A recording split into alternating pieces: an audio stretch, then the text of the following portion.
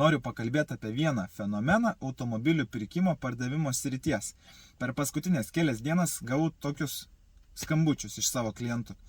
Noriu gauti automobilį, kuris yra prižiūrėtas autorizuotoje atstovybėje ir važinėtas čia Lietuvoje. Sako, nenoriu iš užsienio, nes iš ten grįžta tik su defektais automobiliai. Tai vat noriu išreikšti jums savo nuomonę apie automobilius pargabentus iš užsienio. Manau, kad koks 90% grįžta su defektais automobiliai, 10% be defektų, bet yra kažkokių niuansų. Ties tuo 10%, kurie grįžta be defektų. Galbūt jų rida didesnė, galbūt dar kažkokios kitos priežastys, kodėl jie palieka, tarkim, Vokietiją, Olandiją, Belgiją. Ta šalį, kur netgi brangesni automobiliai negu čia Lietuvoje. Kartais automobilių perpardavinėtojams pasiseka juos nupirkti ir jie neturi galimybės pardavinėti ten užsienį.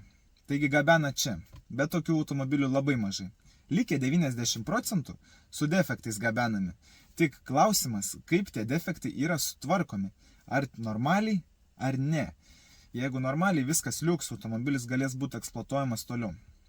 Minusas tas iš užsienio, kad dažnu atveju mes nematysim pilnos aptarnavimo istorijos. Bet ir Lietuvoje tas pats.